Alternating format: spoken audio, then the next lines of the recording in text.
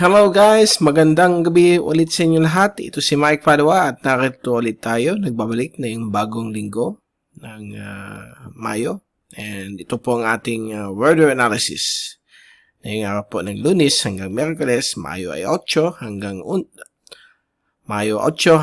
2023. At ito po ang ating Tagalog version. Pinaglilingkod sa inyo ng Typhoon 2000 in partnership with Naga College Foundation, Aboitiz Power, Bank of the Philippine Islands, at ng Avenue Plaza Hotel. Umpisa natin ang update. So, ito po yung ating GraphSat na ginawa kaninang hapon. Valid until bukas, Martes, Mayo 9. At yung dalawang low pressure areas in 93W na sa may nasa may Calayan Island Group. At yung isang LPA na si 95W sa may west of Palau ay nalusaw na po. Naging isa na po siyang elongated area of low pressure known as a surface trough. At dito rin po sa may West Philippine Sea, ayan po yung remnants ni 93W. So magbibigay po ito ng mga thunderstorms sa bahagi ng Calayan Island Group at ibang areas po ng Spratlys. Samantala, ang dulong hilagang Luzon kasama Batanes, Babueng Cubao Islands ay magkakaroon po ng medyo mahangin na panahon na may kasama pong mga padandaan pong mga pag-ulan. May kasama ding pagkulog at pagkidlat at medyo mataas konti ang karagatan. Dahil po yan sa sinasabi nating mahinang amihan, nandyan pa rin po siya. Although off-season na po dahil pag ganitong time transition, may mga stray northeasterly wind flow pa rin o mahinang amihan.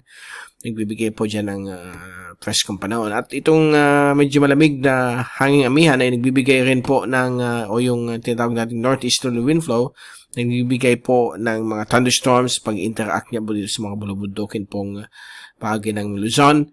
So, expect po mga thunderstorms yan hapon-hapon.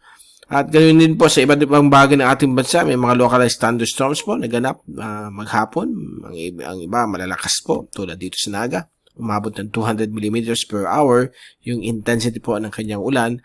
But so far, hindi naman po siya lumampas ng 25 mm. So, ganun lang po kaiksi itong rainfall na dumaan po dito sa ating probinsya. At gayon din po sa iba't ibang bahagi po ng Luzon, Visayas at Mindanao, may mga localized thunderstorms po na naganap. Okay? Tingnan natin yung fast animation. So, yan po yung all clear ang Pilipinas except po sa hapon may mga sumisipot po, mga localized thunderstorms na po sa may gitna at hilagang Luzon. At kung i-zoom natin, yan po yung kaninang alas 3 hanggang alas 5 na medyo makapal na mga thunderstorms sa hilaga at gitnang Luzon kasama po Metro Manila. So, inaasahan po natin na mag-recur ulit yan hapon-hapon since papalapit na po tayo sa buwan ng Hunyo. So, ito pa rin yung post-effects ng La Nina. Mag-extend po yan hanggang June. So, huwag tayo magulat kung may mga araw na hapon, malalakas po ang mga thunderstorms dahil po sa epekto po niyan.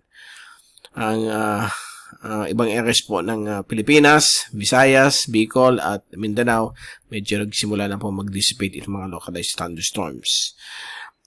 Now, ito yung ating pressure at wind forecast mula sa European model. So, for the next 24 hours, itong mahinang amihan or mahinang northeasterly wind flow ay bababa po sa may hilaga at silangang Luzon. Magbibigay po dyan ng mga interaction ng malamig na hanging hilagang silangan at yung mga mainit na temperatura ng hilagang Luzon. Mag-interact at mag-create po dyan ng mga localized thunderstorms. Ang ibang bagay ng ating bansa ay mukhang kalmado hanggang iba't ibang direksyon ng hangin. May mga localized thunderstorms po ang pwedeng maganap pa rin sa hapon o gabi. Sa Miyerkules po ng hapon, ayan pa rin po yung mahinang amihan at hanggang sa Thursday po ng hapon, nandyan pa rin siya na magbibigay po ng konting preskong panahon sa may hilagang Luzon. Okay? At may mga posibilidad ng mga maninipis o mga diffused o putol-putol na shear line ang posibleng bibigay po ng mga thunderstorms sa Kabikulan at Eastern Visayas na yung darating pong Miyerkules at Huwebes. Now, kung titingnan natin yung rain forecast mula sa European model from windy.com Bukas po ng hapon, nandiyan na naman po ang mga localized thunderstorms sa gitna at hilagang Luzon, kasama po ang Calabarzon at Metro Manila, at gayon din po sa mga iba't ibang pili-piling lugar. Posibleng may mga thunderstorms pa rin sa Bicol, Visayas, Mimaropa, at dito rin po sa may Mindanao. Pagdating po ng Miyerkules ng hapon, ay inaasahan pa rin natin mga severe thunderstorms sa Luzon, lalo na po sa may Central Luzon, okay? Dito rin po sa may area po ng Isabela, Ilocos Region, sa may Cagayan Valley po yan. So, may mga possible po mga thunderstorms dito rin po sa may Mindoro, Southern Tagalog Provinces and Bicol Region. Visayas, medyo may mga possible na rain showers and thunderstorms din. At dito rin po sa may area po ng Mindanao. Now, Huwebes po ng hapon, inaasahan ulit ang mga localized thunderstorms, but dito naman po sa may Zambales Mountains, at dito magkakaroon din po sa Kabikulan dahil po sa tinatawag nating putol-putulo o diffused na tail end o shear line o tail end ng cold front dito po sa may Kabikulan kasama po ang Masbate. So inasahan po natin may mga ulan na naman po araw-araw hanggang Thursday afternoon. So yan muna po ang ating update sa ulan. So huwag niyo kalimutan magdala ng kapote, payong pag kayo lumabas na yung hot dry season kasi may mga thunderstorms pa rin yan sa hapon o gabi. So, marami mga kababayan natin dito, sabi daw El Nino. Actually po ang El Nino magsisimula pa lang po mag-form na yung June hanggang October, then October to February 2024.